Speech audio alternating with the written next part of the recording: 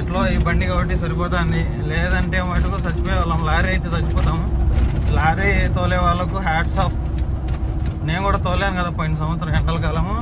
మామూలు టార్చర్ కాదు అసలు. ఆ వేడికి అసలు ఫేస్ మొత్తం అంతా బ్లాక్గా అయిపోతుంది. చాలా కష్టం అనమాట లారీ ఫీల్డ్. ఇది కొంచెం బెటర్. ఏమంటే ఇది ఎక్కువ నిద్రకైతే మేలుకోవాలి అంతే. మామూలుగా లారీ అంటే నిదానంగా వెళ్ళిపోతూ ఉంటారు. ఇది అట్లా కాదు. టైమింగ్ లో ఉంటే 80-85 మెయింటైన్ చేయాలి. ఎట్లా ఉన్నా కానీ రోడ్డు ఎటువంటి కండిషన్స్ ఉన్నా కూడా. అదొక్కటి మైనస్ దీంట్లో. ఇంకా మనకు డబ్బులు ఏది ఎక్కువ వస్తుంది అంటే లారీలోనే ఎక్కువ డబ్బులు వస్తుంది దీనికంటే. ఈ ఎండల కాలం మాత్రం తప్పించుకోవడానికి ఇటువంటి బండ్లు అయితే తోలాల్సిందే, లేదంటే ఇంకా చచ్చిపోతారు ఎండలకు. మామూలుగా లేవు ఎండలు, బీభత్సంగా ఉన్నాయి.